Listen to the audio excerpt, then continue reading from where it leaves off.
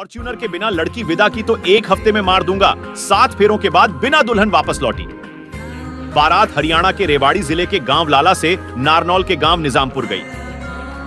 बारात को तब बिना दुल्हन के लौटना पड़ा जब दूल्हे ने कथित रूप से विदाई के समय दहेज में फॉर्च्यूनर गाड़ी की मांग कर डाली। यह सब कुछ उस समय घटा जब 7 फेरे हो चुके थे और विदाई की तैयारी हो रही थी। दूल्हे ने धमकी दी थी कि यदि बिना फॉर्च्यूनर के दुल्हन को विदा कर दिया तो वह अपने घर पर 7 दिन में उसे मार देगा। इससे घबराकर बाद में दुल्हन ने खुद ही विदाई से इनकार कर दिया।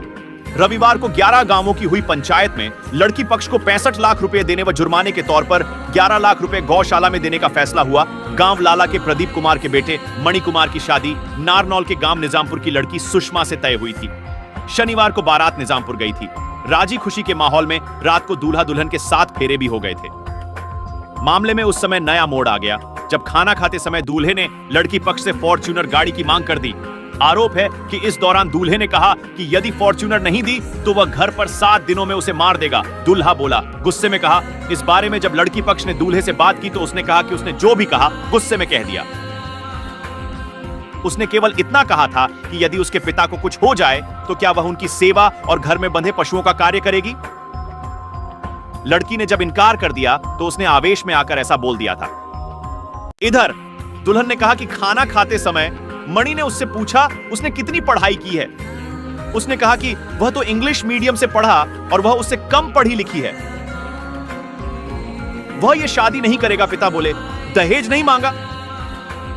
सेना से रिटायर होने के बाद हरियाणा पुलिस में कार्यरत दूल्हे के पिता प्रदीप कुमार का कहना है कि उन्होंने दहेज की कोई मांग नहीं की थी।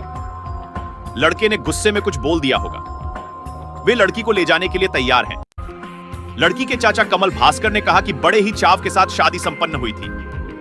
हमारे परिवार ने इस विवाह में 15,51,000 रुपए नकद और 11 तोला सोने के आभूषण दिए। शादी पर कुल 60 लाख रुपए का खर्चा आया है। दहेज मांगने की सूचना मिलते ही निजामपुर थाना पुलिस भी मौके पर पहुंच गई। पंचायत ने वर पक्ष को 65 लाख देने को कहा। रविवार को गांव लाला की पंचायत निजामपुर पहुंची। वहां भी 11 गांवों की पंचायत बुलाई गई थी। दोनों पक्षों में समझौते के प्रयास किए गए। आखिर में फैसला हुआ कि शादी में खर्च हुई 65 लाख रुपए की राशि दूल्हा पक्ष लड़की पक्ष को अदा करेगा। साथ ही जुर्माने के तौर पर 11 लाख रुपए गौशाला को दान दिए जाएंगे। पंचायत में फैसला होने के बाद दोनों पक्षों में से किसी ने भी पुलिस से शिकायत नहीं की है।